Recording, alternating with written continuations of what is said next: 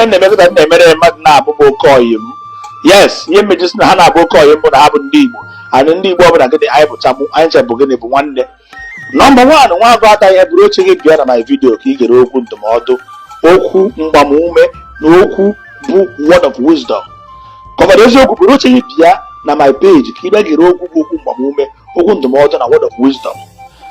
Nna m na-atụrụ wee na-asị ka nwaanyị eweghị ọkpa na-ama afọ ọsọ ọhụrụ, ka nwaanyị eweghị ọkpa na-ama afọ ọsọ ọnwụ ọ jọgburu onwe ya. Anyị na-acha na agụ ndị Igbo tụọ ejiri si na ezi afa ka ego tụkwa n'ilu wee sị na mkpụta ọgaranya mere gịnị karịrị igbu egbu. Nke a na-eji iche gọvanọ eziokwu bụrụ oche ibia ya ka mgbawa okwu na mmadụ ga-ebo ihe ejizi ibudo oche ị ga-agwa okwu na ha dọrọ nga ọdụ na WhatsApp ndụcha gị si in next minute ba live video dụọ gị n'elu dụọ ya na now ka m dụọ gị na public of igwe mmadụ. Ọ bụ na ị ga-anụ ịnụ, ọ bụrụ na ị ya anụ jekwaje eme live video gị si eme live video. Ihe ejizi ka m dụọ gị ọdụ na public bụ na kwefere ya na online in-law. They are good. Online in-law at the same time had a destructive. And as a write down, try and investigate, verify, scrutinize to avoid fans eating a damnation. Why am I sounding like this? I'm from live video better. Here I castigate in the nature, na go for nature menda. When you pass someone and nature.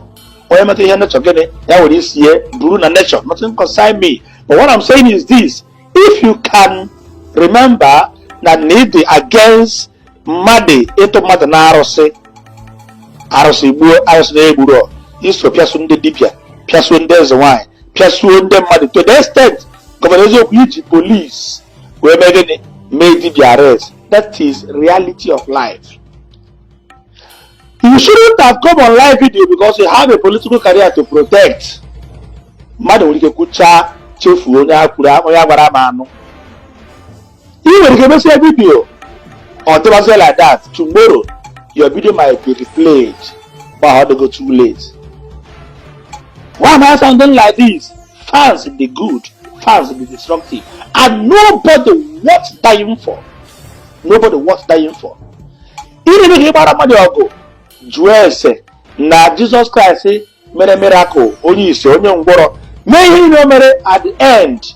Pontius Pilate etiri egene kpọtọba ya ọnụ na akpọgbu elu n'obe kọrejo ogene na-eme ọgụ emere ọgụ okuru ọrụ kwa ebezara egene akewara azụ pịawa azụ na Port Harcourt pịawa azụ na Owerri pịawa azụ n'Enugu bụ ndị emere gịnị bụ ndị a na-agbara ọgụ Harrison gwa n'ishu okosogbu ọgụ akewara ya azụ. Very dark man, also Bob, nobody was dying for. Because you used to be in the mother like by Ikusin Borona, herbs and roots. They didn't have a phone now or Nakagi. Pastors not on a phone now or Nakagi. There's one about a phone now or Nakagi. People love that teaching of herbs, Igbo. If I hear as nature, a buo. And at the same time you call in the name of Jesus Christ, you are contradicting yourself. You are my friend, my brother. The mother na to open a mouth on WhatsApp. Say Puaka. It's hard to say Puaka. You have political career. You to protect. Say Puaka. Jesus! If Jesus came 2,000 years ago and this tree is more than 5,000 years ago, you should know who is the senior. So, my brother, go ahead. You can go that way. You want favor, you want open door, you want anything. You want to sideline Ndirogi Bahankete. Just you talk to nature here. If you talk nature, bo ihejuku kere, bo ntola alokpotara abia me yo ego na Canada Chineke na provide that ihe abia me ya ahia akwa ihe enwe onye nwere ejuru m afọ kama abia me to arịrịa ka m bere eto afam na-aga ka m bido aka afam aga go na ụwa niile onye pụta ọsị je park na-ekwu okwu Phone or MC, G microphone. How many you go? imeme people entertain. I capitalize here na JPAC na-ekwu okwu. Wee na-ebo m ji na-ebo m ede. Ọ bụ na ife niile ha na-ebo m na social media na o nwere nke bụ eziokwu ma ọ bụ na mụ na mmadụ kpara nkata ma ọ bụ chee echiche ma ọ bụ wega ezigbo izu ma ọ kpachaa nkata in any angle wee na-agọ agọ ka a ghara ịfụ next year ọfọ osisi ya nọgoro 5,000 years ma na ọkpụtọrọ ọkpụ ya tigbuo m ọfọ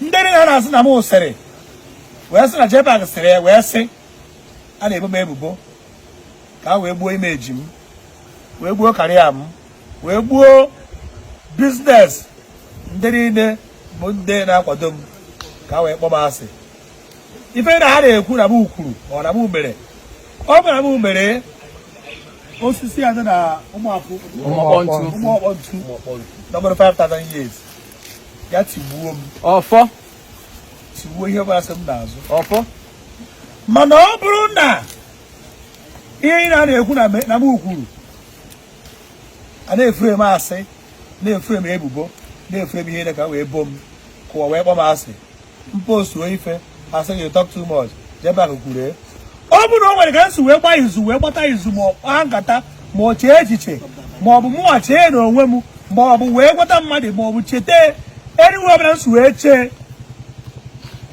ha wee na-ebo m ebubo o wee bụra m emeghị ihe niile a na-ebo m n'ebubo ka ha na-abụ ndị niile na WhatsApp group WhatsApp call conference call na ihe ha na-echere m ka ha na ezinụlọ ha kpochapụ ọfọ ha ga-anwụ na eke orie afọ nkwọ 4 market days achọghị m ka ọ karịa 4 market days ya afọ orie nkwọ ya 4 days from now ọgba aghara ga-adị na dia camp ha ga-adị ndụ na-ere ere